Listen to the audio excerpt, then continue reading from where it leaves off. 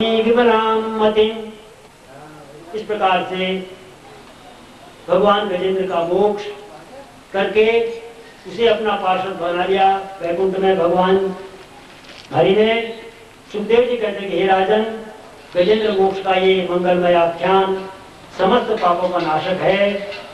प्रातः काल उठ करके जो इसका स्मरण करता है, पाठ करता है, उसको दुस्वप्नों का फल नहीं होता। तो जो मनुष्य प्रेम से प्रतिदिन गजेंद्र मोक्ष का पाठ करते हैं, भगवान उनके मृत्यु के समय उनको निर्मल गति प्रदान करते हैं। कल एक बात आई थी नारायण कवच की, आज आया गजेंद्र मोक्ष। ये आजकल बाजार में उपलब्ध हो जाते हैं अलग से भी, पूरी भागवत से लेने की आवश्यकता नहीं। तो गजेंद्र मोक्ष लेकर के उसका पाठ जो भक्त चाहें, श्रद्धालु चाहें, नित्य प्रति सुबह शाम कर सकते हैं, क्योंकि हमें अपनी मृत्यु को सुधारना है। हम लोग यहाँ क्यों आ रहे हैं? कथा श्रवण कर रहे हैं, लेकिन यहाँ आने का, कथा श्रवण करने का यदि जीवन में हमको लाभ न मिले, हमारा जीवन कुछ तो रूपांतरित हो। अगर रूपांतरित नहीं होता तथा श्रवण के बाद भी, सत्संग में जाने के बाद भी, तो परिश्रम एवं ही केवल, ये केवल परिश्रम होगा यहाँ तक आना। इसलिए जो भी एक सूत्र मिले जीवन में, जहां भी जिस संत से किसी भी सत्संग में जाकर के सार को गही रहे, अर्थोता दे उड़ाए, तो सूप वाली वृत्ति रखे। सूपा तो आप जानते हैं, सूप का काम क्या है? जो रखा छाना, तो जो चाहिए, गेहूं चाहिए, वो तो अपने पास रख लिया सूपे ने, सूपे रह गया, और थोता दे उड़ाए। साधु ऐसा चाहिए जैसे सूप सुहाए, सार को बही रहे, थोता दे उड़ाए। तो सूप वाली वृत्ति जीवन में आनी चाहिए हमारे, छन्नी वाली नहीं। आटा छानते हैं, छन्नी सार को नीचे दे देते, कवाड़ अपने पास रख लेते हैं। चोकर तो अपने पास रखा, बाकी जो शुद्ध है वो वापस दे दिया नीचे।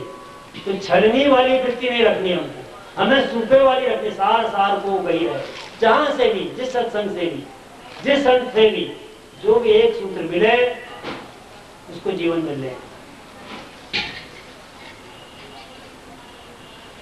ये गजेंद्र का आख्यान हुआ। फिर उसके बाद में रैवत एवं चाक्षुष मनवंतर का वर्णन आया, और उस मनवंतर में सूची में भी सारण्य में सोनकादि ऋषि से कह रहे हैं कि हे ऋषिगण, राजा परीक्षित ने इस प्रकार से प्रश्न किए सुखदेव जी से, कहा कि राजन, एक समय दुर्वासा जी कहीं जा रहे थे, मार्ग में इंद्र से उनकी भेंट हुई। उन्होंने इंद्र के कल्याणार्थ अपने गले की माला इंद्र के गले में डाली, और इंद्र ने उस माला को लेकर के हाथी के गले में डाल दिया, और हाथी ने अपने सूंड से निकाल करके नीचे फेंका और पैर से कुचला गया। तो दुर्वासा जी को ये अपमान लगा, बुरा लगा। उन्होंने श्राप दे दिया कि भाई अब तुम जो हो, मुनि के हिसाब से सारे देवता श्रीहीन हुए, शक्तिहीन हो गए, और इसके बाद में असुर लोग जो थे वो शक्तिशाली हुए। दोनों में आपस में युद्ध हुआ। देवताओं पर दैत्यों का आक्रमण हुआ। अविक्रियम सत्यमनंतमाद्यम गुहाशयम निष्कलम अप्रतक्कम मनोग्रयानम वचसा निरुक्तम नमामहे देववरम वरेण्यम। हे भगवान, असुरों के द्वारा हमारा नाश हो रहा है। देवताओं ने प्रार्थना करी, आप अनंत विकार शून्य एवं सत्य हैं, आप हमारी रक्षा करें, हम पर प्रसन्न हो, आपको बारंबार प्रणाम, ये प्रार्थना करी। इसके बाद में देवताओं में और असुरों में संधि हुई। भगवान विष्णु ने बताया कि भी आपका समय देवताओं से कहा कि उतना अच्छा नहीं चल रहा है, इसलिए असुरों से आप संधि कर लो और समुद्र का मंथन करके अमृत को निकालने का प्रयास करो।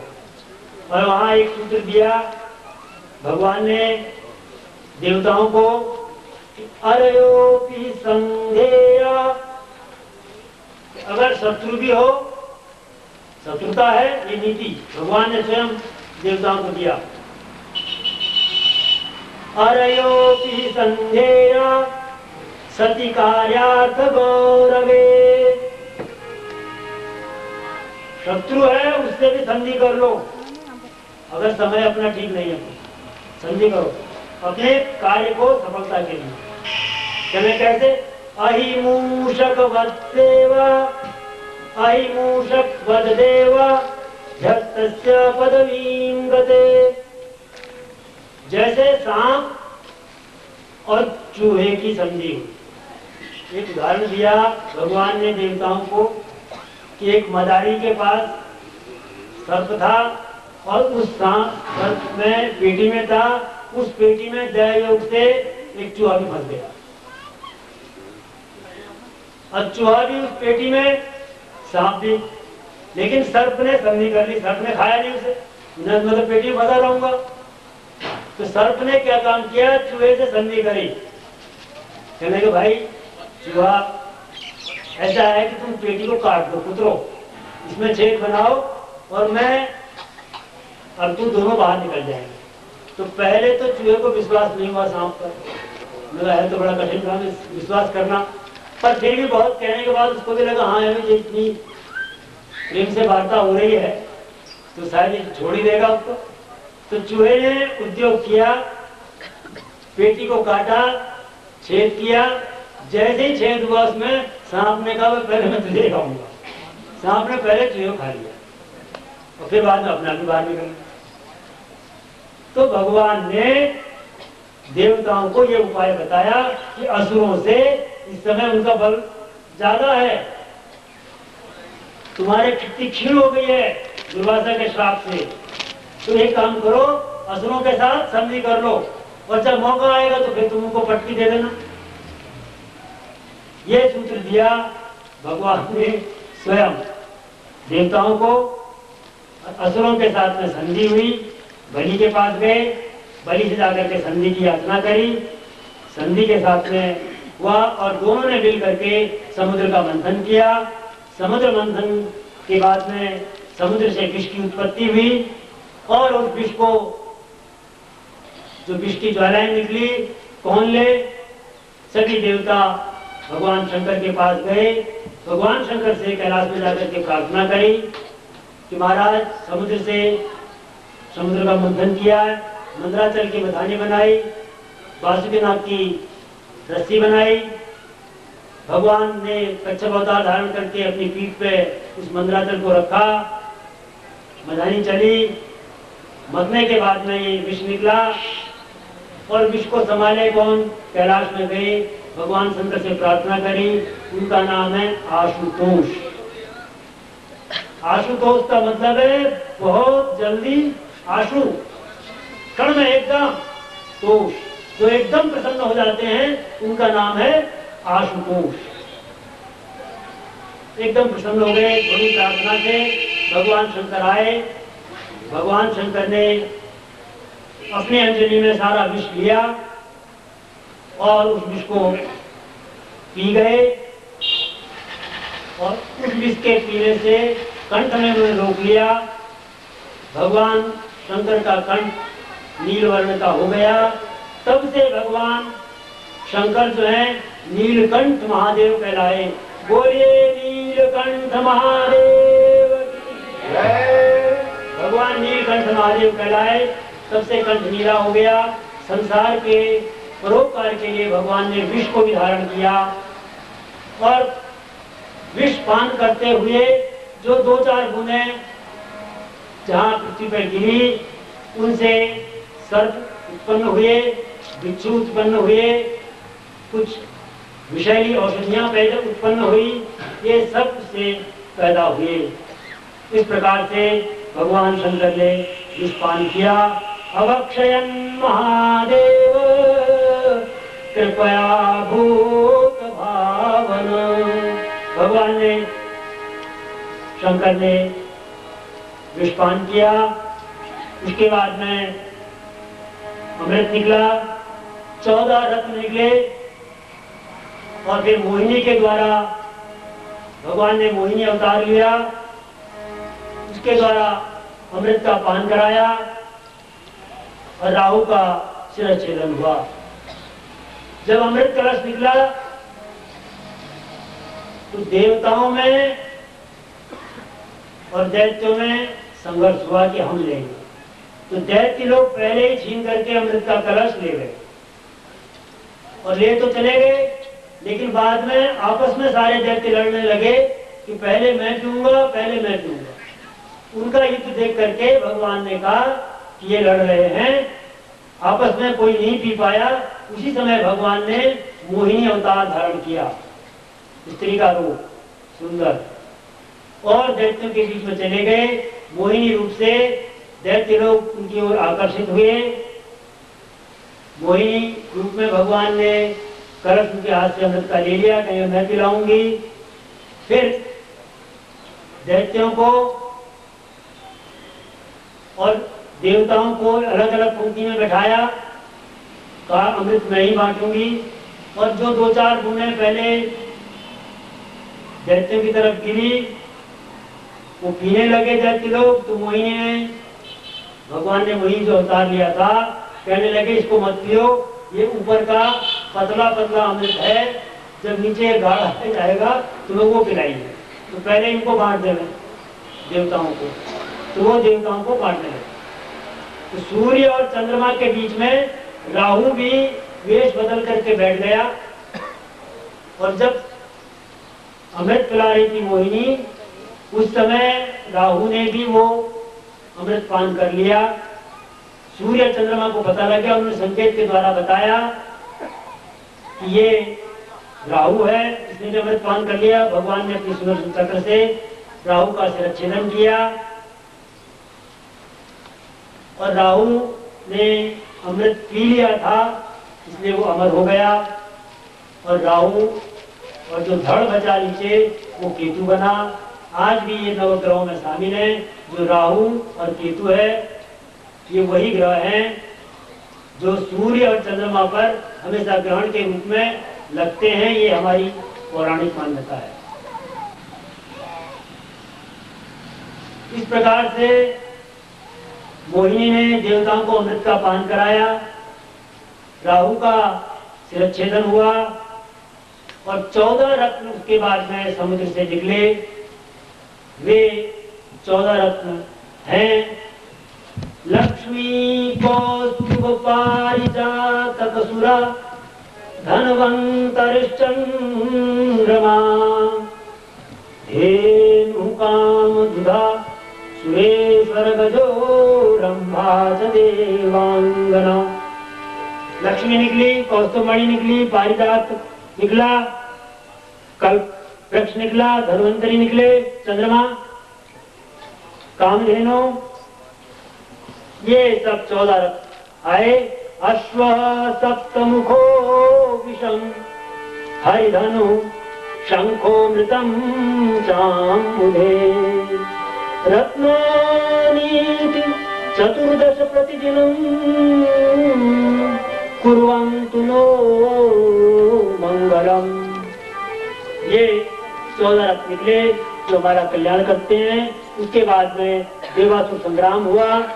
देवता और असुरों का समाज इति दानव दैत्या नाविन्दन् अमृतं नृप युक्ता कर्मण्यस्ताश्च वासुदेव पराङ्मुखाः।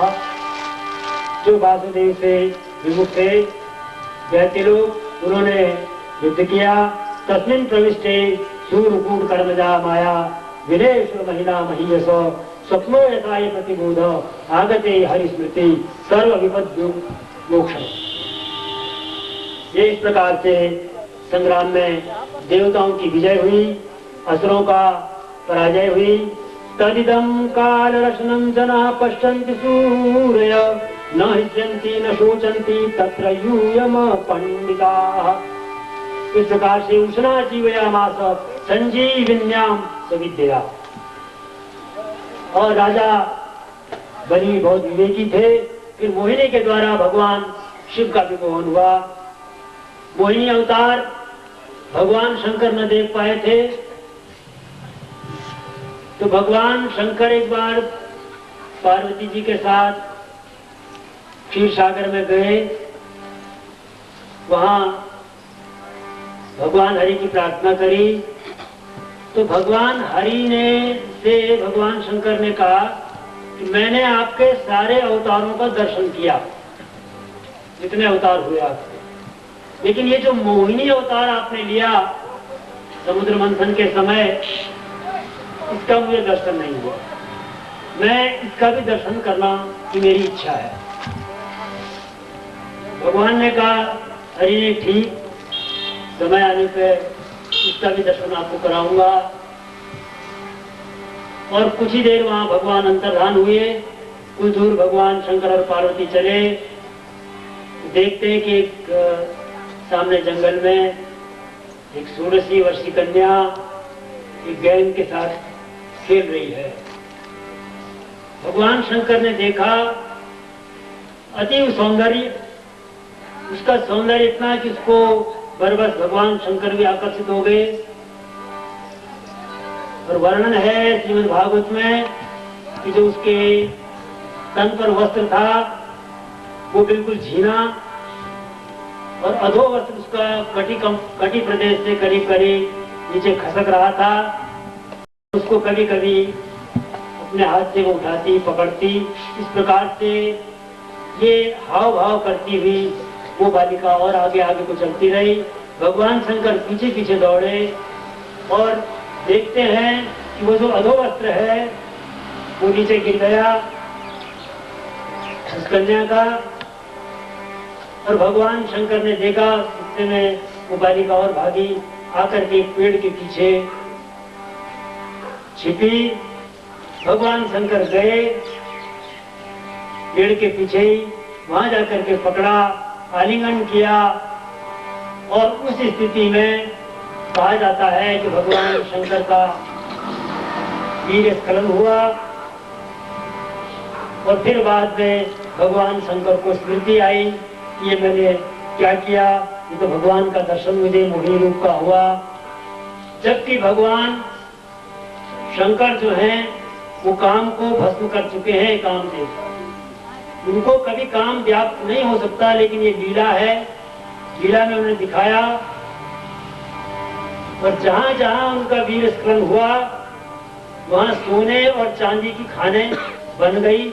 जो आज जो सोने और चांदी की खाने हैं, ये पौराणिक मान्यताओं के अनुसार भगवान शंकर का तेज है। जहां जहां गिरा वो सोने सुवर्ण की और चांदी की ये खाने बनी। बृहत भजो निशम नेगम योषित रूपेण दानवान मोहित्वा सुरगणान हरि सोमम पायत। इस प्रकार से मोहिनी अवतार का दर्शन करके भगवान शंकर प्रसन्न हुए। बोलिए मोहिनी अवतार भगवान की जय। तन्मुहुः कीर्तयतो विशृण्वतो नरिष्यते जातु समुद्यमा क्वचित् यदुत्तमश्लोकगुणानुवर्णनम् समस्त संसार परिश्रमापहम्। हे राजन, जो मनुष्य श्रद्धा और भक्ति से कहने के इस चरित्र का श्रवण करता है, कीर्तन करता है, उसके समस्त सांसारिक क्लेश निवृत्त हो जाते हैं और उसका कोई जो जीवन में उद्योग है वो निष्फल नहीं जाता। फिर शेष 7 मनोत्तरों का वर्णन किया, उनके कार्यों को बताया भगवान ने। और राजा परीक्षित ने फिर पूछा कि बलि का इंद्रपुरी पर अधिकार हुआ, देवताओं का वहां से पलायन होता है। और भगवान ने 3 पग भूमि से वामन का अवतार लेकर के 3 पग भूमि से पृथ्वी को नापा। भले पदत्रयम् भूमि कस्मात् भूतेश्वर प्रश्न बल्लवाधार तो भी प्रबंधतम, ये प्रश्न किया। और उसके बाद में कश्यप के द्वारा अदिति को पयोव्रत का उपदेश किया। कल एक व्रत हमने सुना था, पुंसवन व्रत की विधि, और आज एक व्रत और दिया जा रहा है, पयोव्रत। इसका बड़ा लाभ है। सुखदेव जी ने बताया कि हे राजन, ये जो पयोव्रत है, पहले जब दैत्यों ने इंद्रपुरी पर अपना अधिकार जमा लिया और देवता भयभीत होकर के वहां से भाग गए, तब देव माता अदिति ने, अदिति और दिति, ये जो दैत्य हैं और जो देवता हैं, उनके पिता तो एक है, पिता है कश्यप और माताएं अलग अलग है। पिता एक है, कश्यप की संतान है, देवता भी और दैत्य भी। कश्यप ऋषि की दो पत्नी थी, एक दिति और एक अदिति। तो दिति के हुए दैत्य और अदिति के, ये जो प्रश्न है, अदिति को पयोव्रत का उपदेश कर रहे हैं। तो अदिति ने अनाथ की तरह प्रार्थना करी, क्योंकि अदिति के पुत्र देवता थे और युद्ध में देवता हार रहे हैं, तो अदिति को ही कष्ट होना था, दिति को तो होना नहीं था। दिति के तो पुत्र विजयी हो रहे हैं। तो अदिति ने कश्यप जी से प्रार्थना करी और कश्यप जी उस समय समाधि से निवृत्त हुए अपनी पूजा संध्या से। अदिति ने कश्यप जी को देखते हुए उनके ऊपर स्वागत किया, अर्घ्य पाद्य से पूजन किया, उनको एक आसन पर बैठाया और कश्यप जी की पत्नी को चिंताग्रस्त देख करके उनसे पूछा, कहने के मेरे यहाँ न रहने पर तुम्हारा चित्त कोई उद्विग्न रहा होगा, इसलिए क्या किसी ब्राह्मण या किसी अतिथि का तुमसे कोई असत्कार तो नहीं हो गया, अपमान तो नहीं हो गया कहीं? जब भी हमारे घर पर कोई अतिथि आवे, संत महात्मा आवे, तो सबसे पहले काम करें कि गिलास में जल लेकर के वो जल पिलाओ।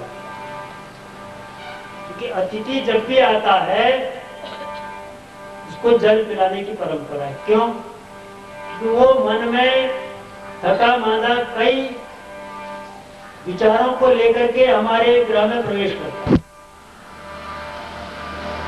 तो सर्वप्रथम उसको जल दिया जाता है। जल जो है शीतलता का प्रतीक है,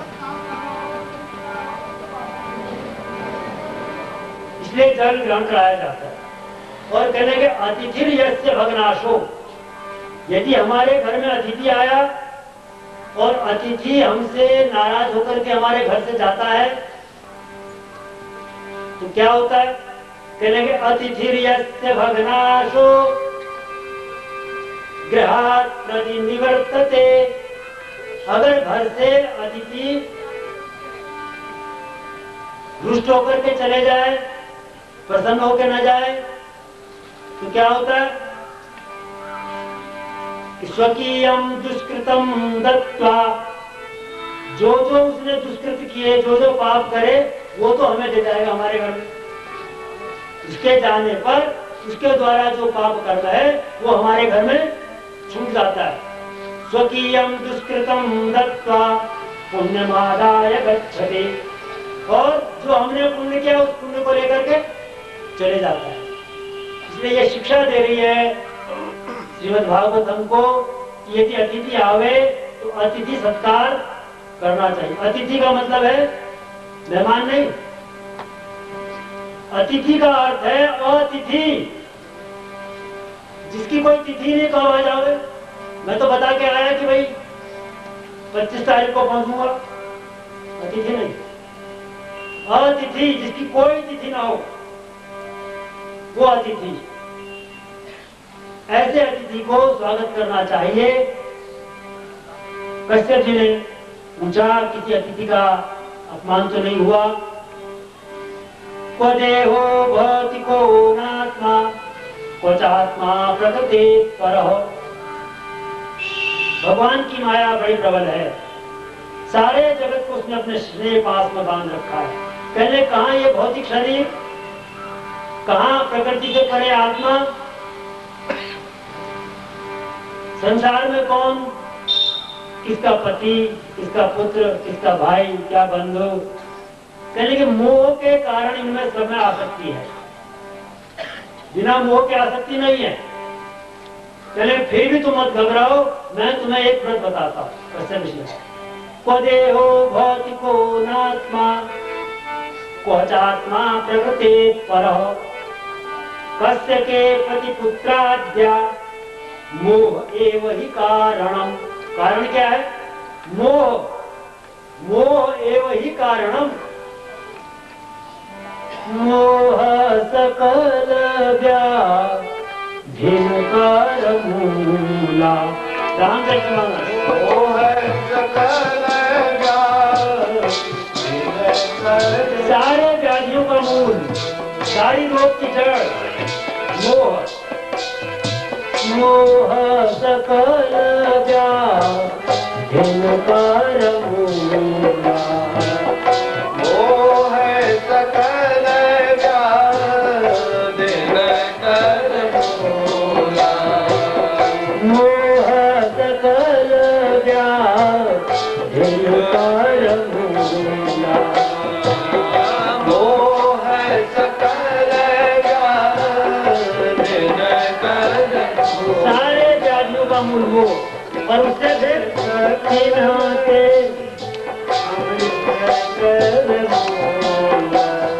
मोह सकल व्याधिकार मूला। मोह सकल व्याधिकार मूला। तिन्हते पुनियों जय बहु सोना।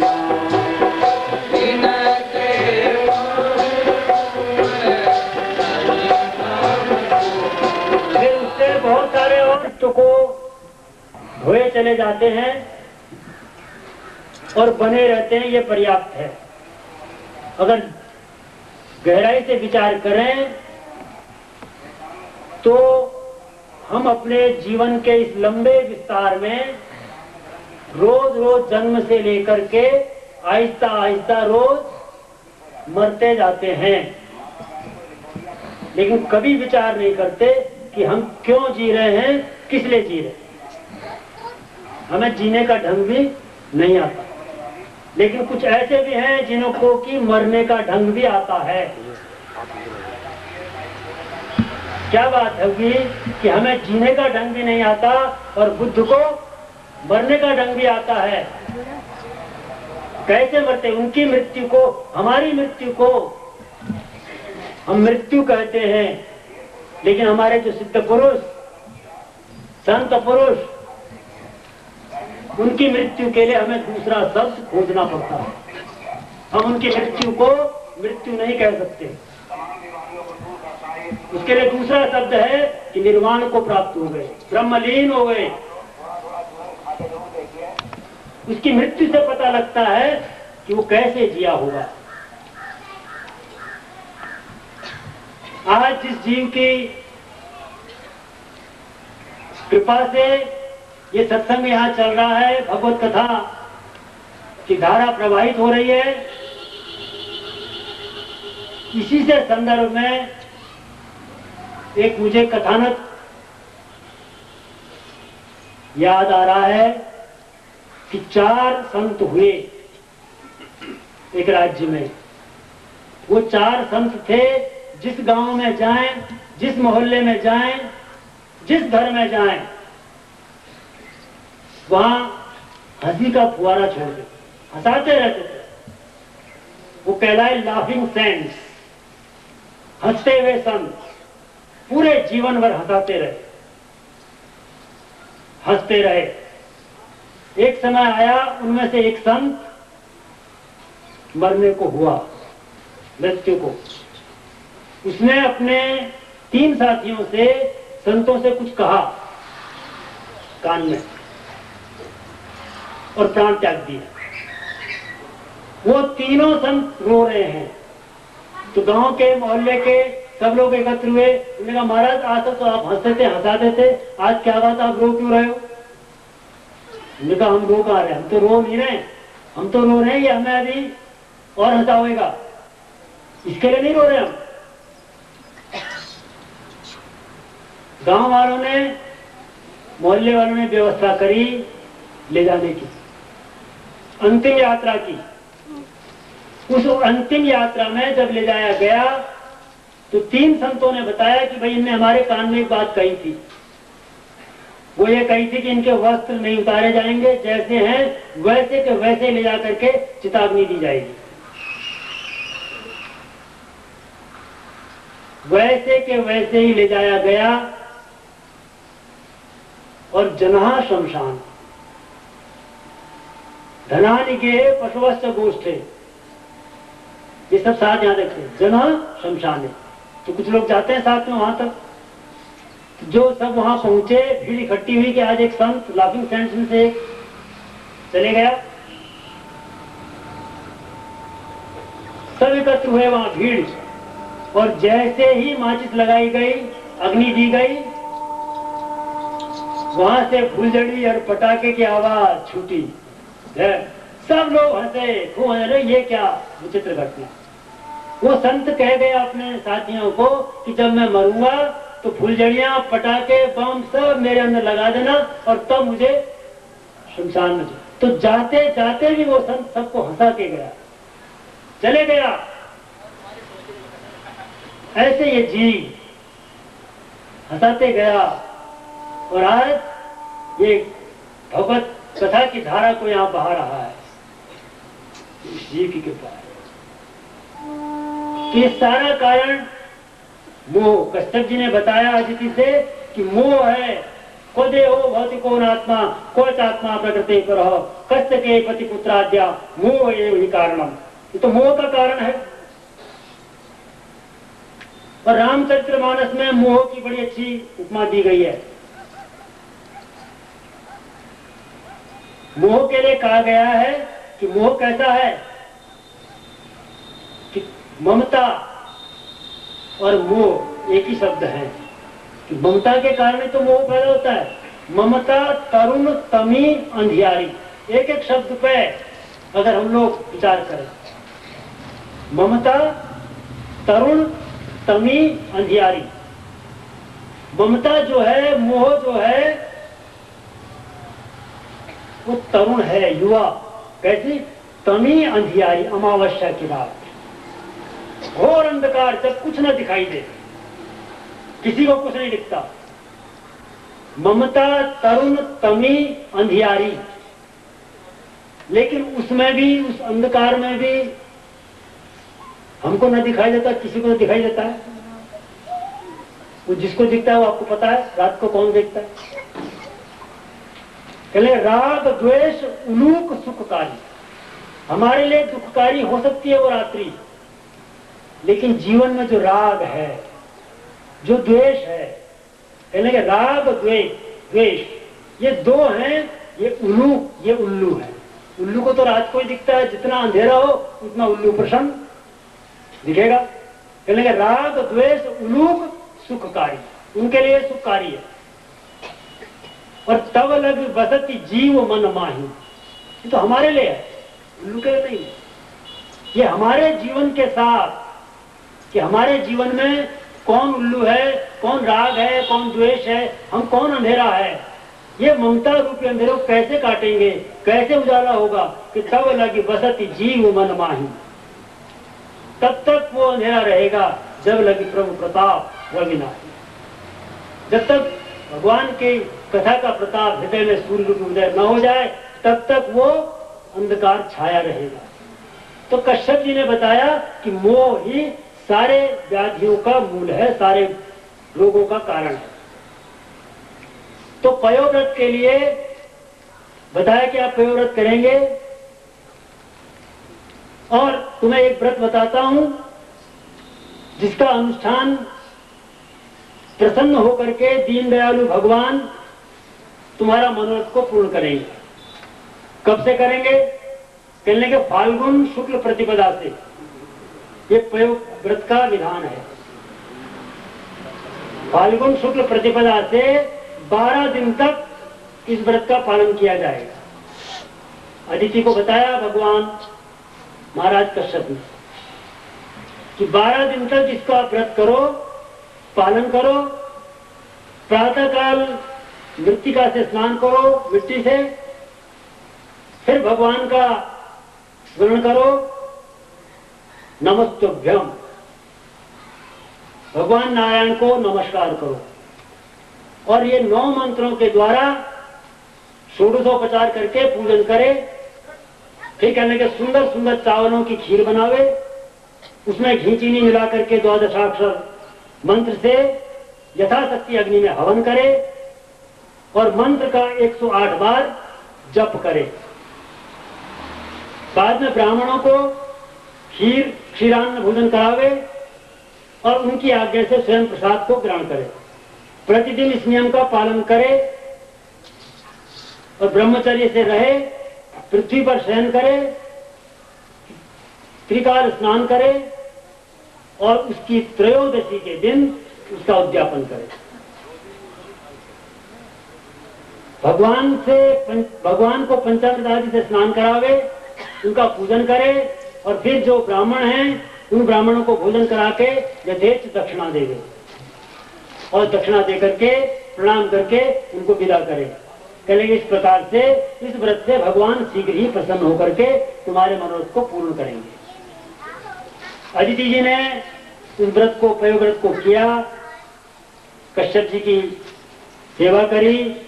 उसके बाद अदिति के गर्भ से वामन भगवान का प्रादुर्भाव हुआ।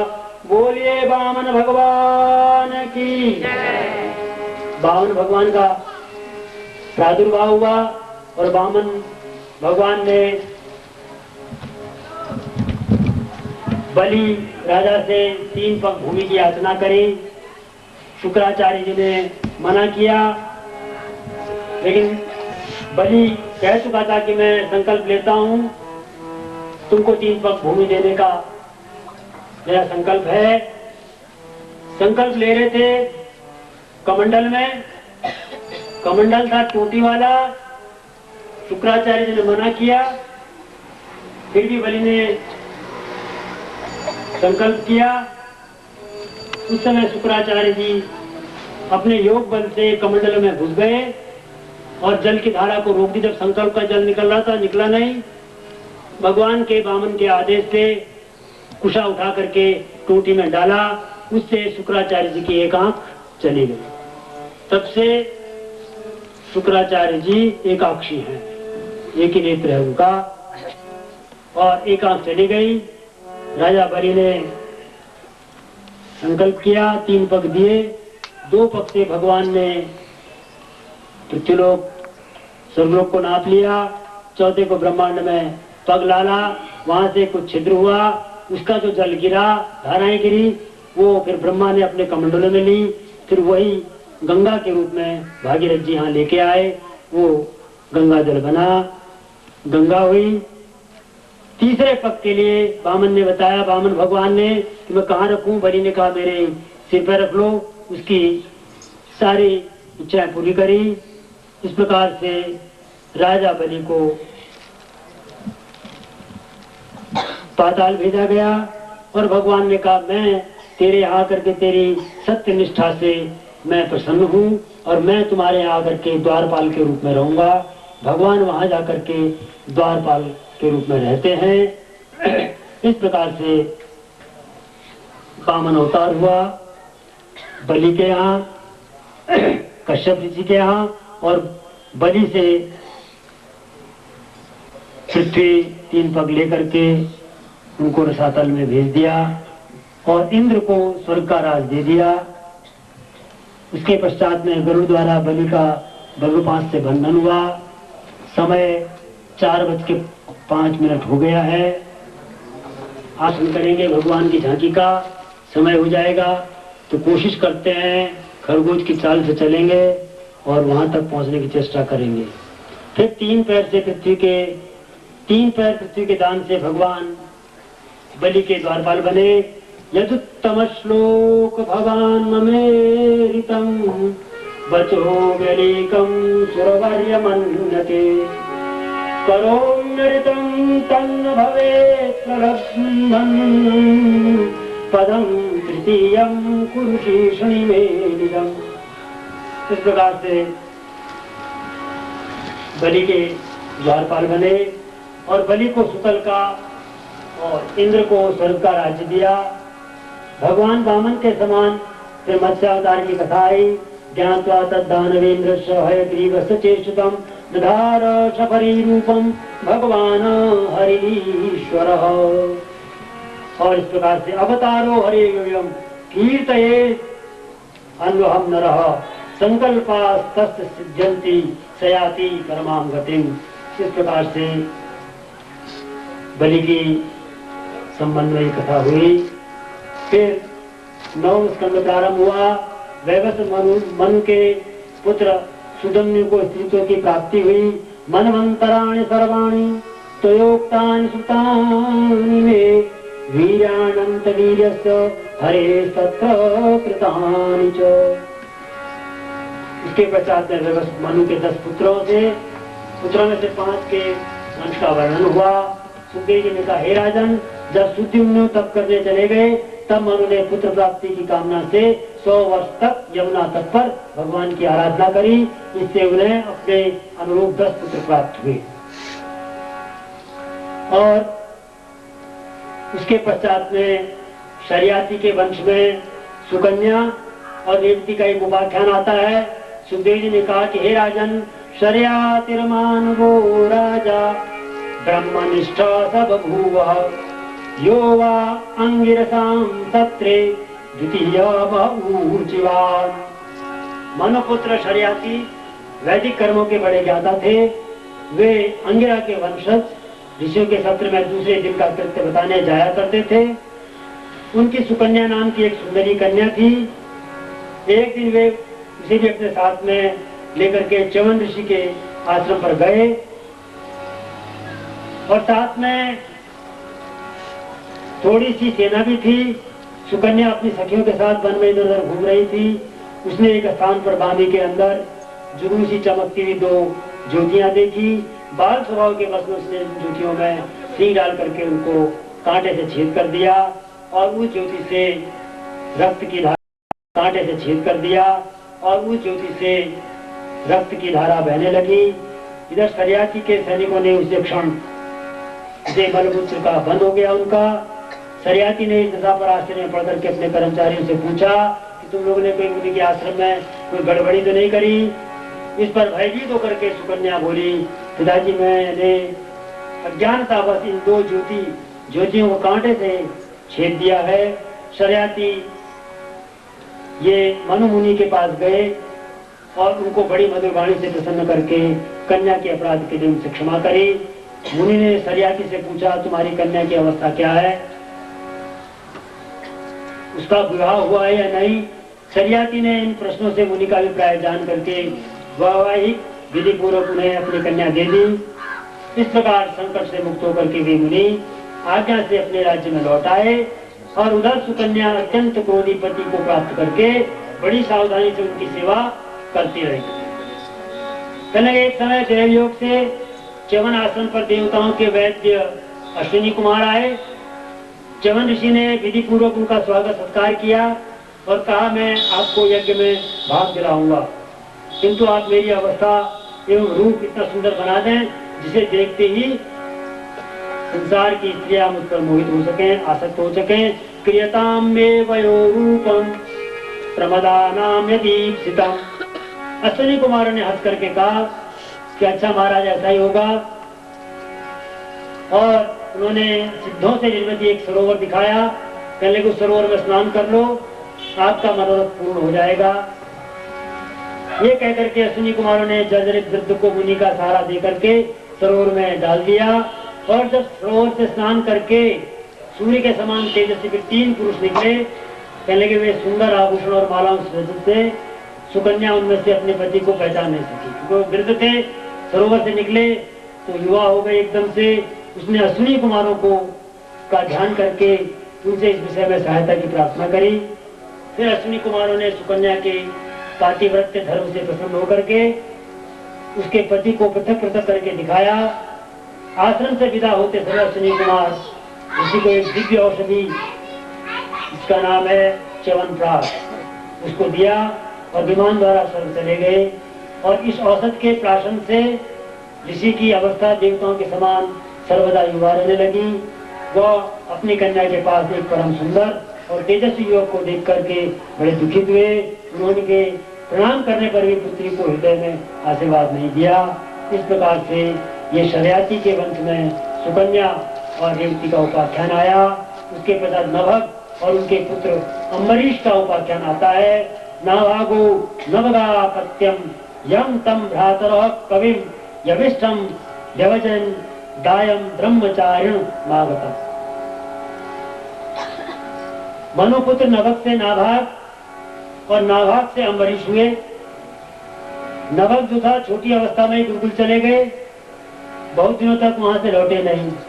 भाइयों ने उन्हें नैष्ठिक ब्रह्मचारी हुआ मान करके उनका हिस्सा भी आपस में बांट लिया। और इधर अम्बरीश जी ये भगवत चरणों में प्रेम करते थे, निरंतर भगवान की प्रार्थना करते थे। कहने के उनका चरित्र हमें सुना है। सुखदेव जी बोले कि हे राजन, अम्बरीश जो थे वो श्री हरि के अनन्य भक्त थे। उनकी आसक्ति राज्य लक्ष्मी में लेश मात्र भी नहीं थी। वे उसे स्वप्न के समान नश्वर समझते थे और हर समय भगवान के ध्यान में ही मग्न रहा करते थे। कैसे रहते थे? सवै मनः, पहले वही मन है। सवै मनः कृष्ण पदारविंदयो वचांसि वैकुंठ गुणानुवर्णने। पहले वो मन, वाणी, श्रोत्र, हाथ, पैर आदि संपूर्ण इंद्रिया विविध कार्यों के द्वारा भगवान की सेवा में लगी रहती थी। सवै मनः कृष्ण पदारविंदयो वचांसि वैकुंठ गुणानुवर्णने। करौ हरेर्मंदिर मार्जनादिषु। हाथों से, ये हाथ क्या कमाएंगे? हाथों से अपने मंदिर की झाड़ू बुहारी लगाएं, साफ करें, सेवा करें, संतों की सेवा करें। करौ हरेर मंदिर मार्जनादिषु श्रुतिं चकारा च्युत सत्कथोदय। और कानों से क्या करेंगे? कहने के श्रुतिं चकारा अच्युत, ये जो भगवान अच्युत हैं, कहने इनकी सत्कथोदय, इनकी कथा को श्रवण करें ये कान। नहीं तो अगर श्रवण नहीं करेंगे तो क्या होगा? श्रवण रंध्र अहि भवन समाना।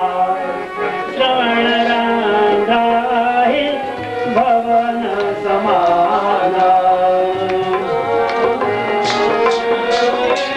भवन समाना। जिन हरि कथा सुनी नहीं काना। जिन हरि कथा सुनी नहीं काना। जिन हरि कथा सुनी नहीं काना। जिन हरि कथा सुनी नहीं काना। जिन्होंने कान से भगवत कथा नहीं सुनी, कहने वो कान कैसे हैं? श्रवण रंध्र अहि भवन समाना। भवन समाना। श्रवण रंध्र अहि भवन समाना। श्रवण रंध्र अहि भवन समाना। उनके कान श्रवण रंध्र अहि भवन समाना। सांप कभी भी बिल नहीं बनाता। सांप बिल नहीं बनाता, चूहा बिल बनाता है, सांप बने बनाए बिल में प्रवेश करता। तो ये बने बनाए बिल है। श्रवण रंध्र ही भवन समाना, श्रवण रंध्र ही भवन समाना। तो कान तो फिर सर पा जाएंगे, और या फिर उन कानों में भगवान शंकर का श्रृंगार। भगवान शंकर ने कानों में सर्पों के कुंडल रखे। क्यों रखे? क्योंकि निरंतर संतत जपत शंभु अविनाशी, शंकर जपत शंभु अविनाशी, संतत जपत शंभु अविनाशी, संतत जपत शंभु अविनाशी। भगवान शंकर नित्य प्रति राम राम रट रहे। तुम पुनि राम राम दिन राते, तुम पुनि राम राम दिन राते। भगवान शंकर लोग में राम नाम दिन राते। भगवान का नाम स्मरण कर रहे हैं। तो जो सर्पों के जो कुंडल कानों में है, ये हमारा कुछ नहीं बिगाड़ सकते। जब तक भगवान शंकर ने हाथ में सर्पों का कुंडल लिया, जब तक इन हाथों से दान देते रहेंगे, तो ये लोभ के जो कुंडल हैं, ये लोभ का कुंडल कुछ नहीं बिगाड़ सकेगा हमारा। ये भगवान शंकर ने प्रतीकात्मक श्रृंगार किया, हमको दिया। श्रवण रंध्र ही भवन समाना, भवन समाना, श्रवण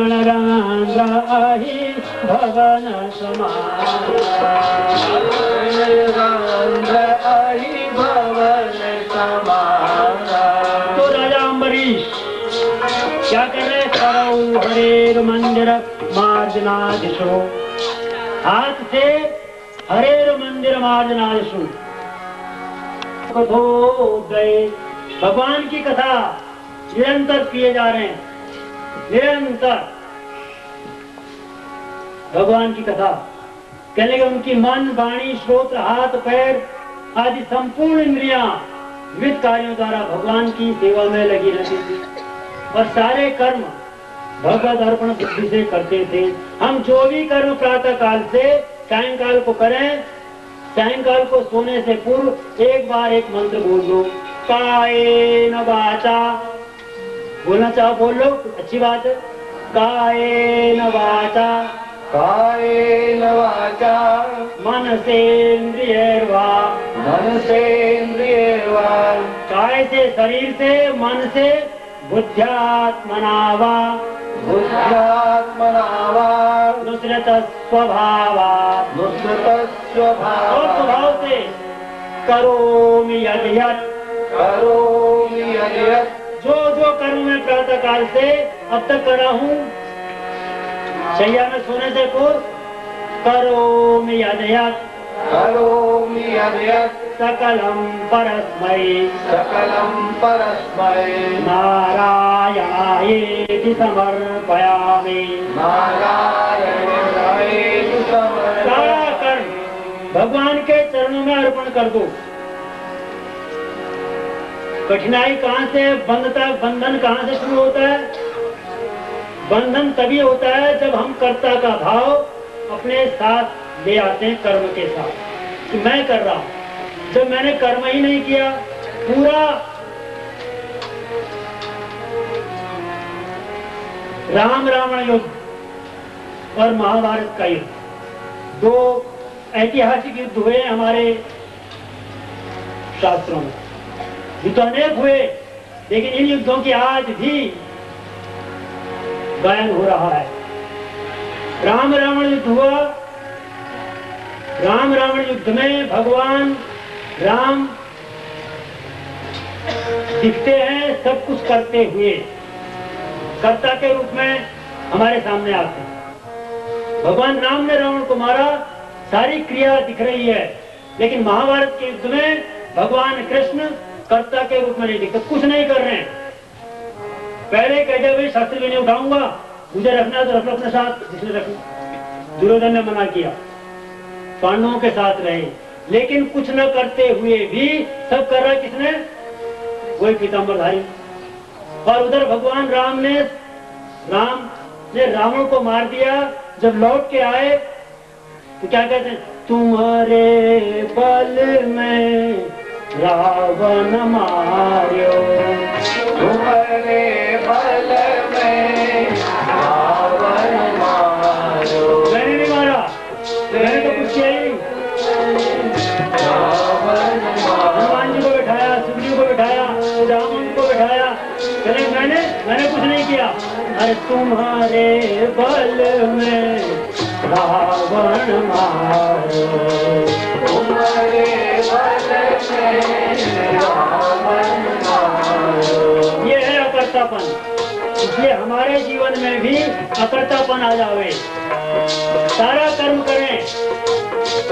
गीता में भगवान कृष्ण ने अर्जुन को बताया कि यज्ञार्थात् कर्मणोऽन्यत्र, जितना यज्ञ कर रहा है, जो सारा कर्म कर रहा है, किसके लिए कर? यज्ञार्थात् कर्मणोऽन्यत्र, इसके अलावा जो भी कर्म किया जाएगा तदर्थम कर्म को यदत् यज्ञार्थात् कर्मणोऽन्यत्र लोकोऽयं कर्म बंधन। अगर उसके अलावा कर्म किया जाएगा तो बंधन का कारण हो जाएगा, मैं बंध जाऊंगा उस कर्म में। और जब सारा कर्म मैंने किया प्रातः काल से और भगवत अर्पण कर दिया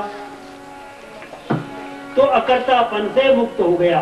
यही सूत्र है जीवन का कि प्रातः काल से भगवान नाम स्मरण करते हुए जीवन की यात्रा प्रारंभ करें, सायंकाल शयन पर्यंत, और शयन पूर्व परमात्मा का स्मरण करें, अपने सारे कर्मों को उनके चरणों में अर्पण करके विश्राम में जाएं। बड़े महत्व की बात है, जब व्यक्ति जागरण से निद्रा में प्रवेश करता है। हम रात्रि को सोने जाते हैं, जब हम सोने जाते हैं हम जाग रहे होते हैं, और जागने के बाद जागरण से निद्रा में प्रवेश होता है। बीच में कोई देहली है, कोई दरवाजा है? बस बड़ा सूक्ष्म है कि हम ये जागरण से जैसे ही निद्रा में प्रवेश करते हैं, किस समय प्रवेश होता है पता नहीं लगता, लेकिन जागरण की अवस्था जैसी है मनोस्थिति, जो चिंतन है, अगर उस चिंतन को लेकर के निद्रा में प्रवेश करेंगे तो रात्रि भर उस चिंतन में विचरण करेंगे। यदि रात्रि को सोने से पहले चिंताग्रस्त हैं, क्रोध के वशीभूत हैं, लोभ के वशीभूत हैं, तो रात्रि भर हम वहीं नाचेंगे, वहीं दौड़ेंगे। और यदि परमात्मा का चिंतन करते हुए करेर हरेर मंदिरम करो हरेर मंदिर मार्जना विष्णु श्रुतिम चकाराच्युत सत्कथोदये, और भगवान का स्मरण करते हुए यदि निद्रा में प्रवेश करेंगे तो हमारी निद्रा आनंदमयी होगी। प्रातः काल जब उठेंगे तो उसी भाव के साथ उठेंगे, फिर प्रणाम करें। नियम बताए गए शास्त्रों ने, कराग्रे वसते लक्ष्मी। प्रातः काल उठ के क्या करेंगे? पहले अपने हाथ देखेंगे, सबसे पहले दर्शन करेंगे, फिर लौट के आए प्रार्थना करेंगे, कराग्रे वसते लक्ष्मी कर मध्य सरस्वती कर मूले सुब्रह्म। इस प्रकार से प्रार्थना करेंगे, इसके बाद संसार की यात्रा करेंगे। फिर चरण रखेंगे, समुद्र वसने देवी पर्वत स्तन मंडले विष्णु पत्नी नमस्तभ्यम। प्रार्थना करेंगे, मैं अपने चरण रख रहा हूं आपको, फिर यात्रा प्रारंभ करें। ये हमारे जीवन को सुखमय बनाने के लिए संतों ने, शास्त्रों ने ये उपदेश किया है। और एक बात और, भगवान कृष्ण ने गीता में कहा, यह शास्त्र विधि उत्सृज्य, जो शास्त्र की विधि का त्याग करके यज्ञ करता है, पूजा करता है, पाठ करता है, अपने मनमानी आचरण करता है, यह शास्त्र विधि उत्सृज्य वर्तते काम कारतः न स सिद्धिम अवाप्नोति न सुखम न पराम गति। न तो इस लोक में सुख मिलेगा, न पराम गति। तुम्हें क्या करना चाहिए? तस्मात् शास्त्रम प्रमाणंत, विधि कौन बताएगा? शास्त्र। कैसे व्रत लेना है, कैसे आरती करनी है, शाम को आरती करते हैं हम, कैसे करनी है आरती, क्या विधान है आरती, कौन बताएगा? शास्त्र। शास्त्र हमको निर्देश करता है कि आरती ऐसे करनी है। पूजा का विधान ये है, व्रत का विधान ये है। आदौ चतुष्पाद चलेत देव्या दौ नाभिदेशे मुखमंडलेकम